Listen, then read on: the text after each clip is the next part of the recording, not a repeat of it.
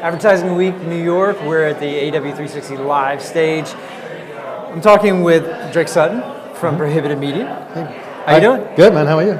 I'm doing great. Awesome. So we're going to follow up with what we just talked about with David Bell, because you were also part of the cannabis crossover discussion.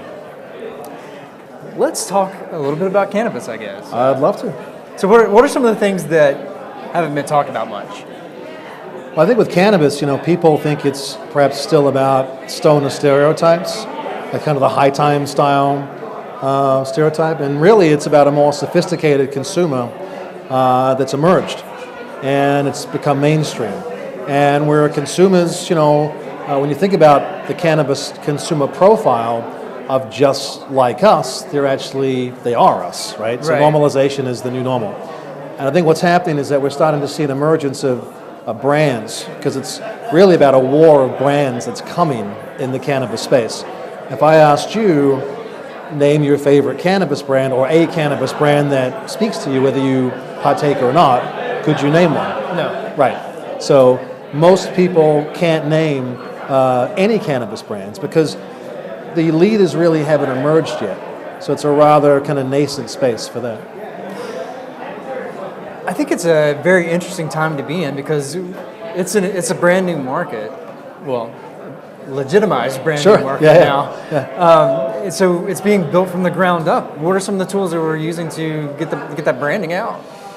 Well, I think the first thing is content creation, right? So, in the 50s, it was all about kind of products, and companies would push products on the consumers, and then the 80s, the 90s, it was about, maybe we should listen to consumers. And then it was all about customer service. Right. And now in 2010 and later, it's really been all about content. And I think that consumers expect great content experiences with their products. And so that also applies to cannabis, right? So maybe even more so because of film and entertainment and music. And so I think that when you're looking to create a brand and market a brand in the cannabis industry, it really starts with the story. What is the origin story of this brand? Where was this plant growing? Who grew it, right?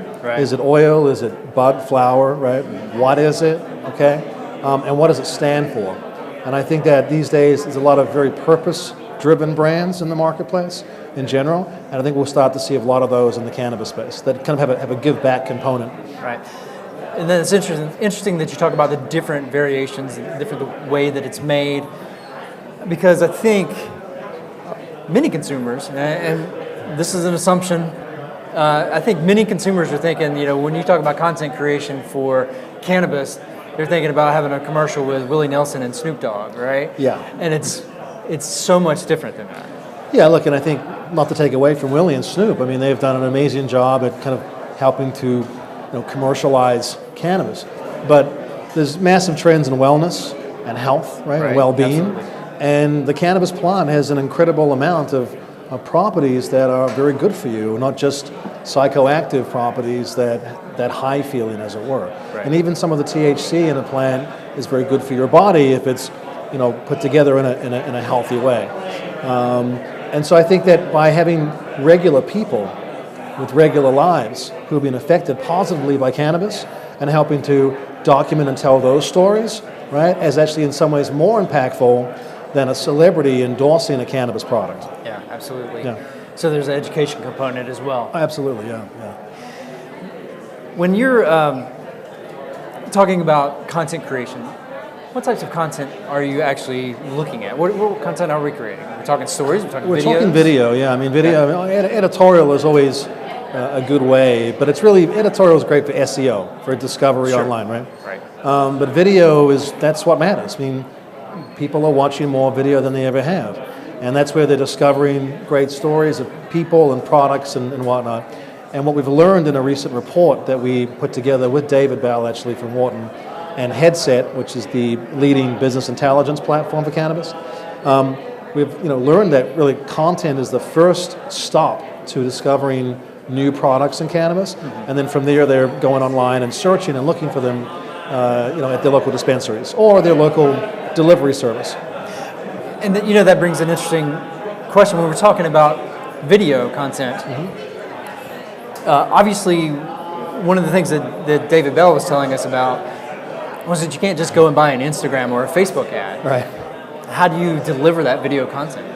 Well, Prohibited, we own and operate a multi-platform network of 15 best-in-class, over-the-top platforms. So you can find Prohibited content on Apple TV and Roku and Amazon Prime and many other platforms, including our own destination that does over 1 million uniques a month at prohibited.com.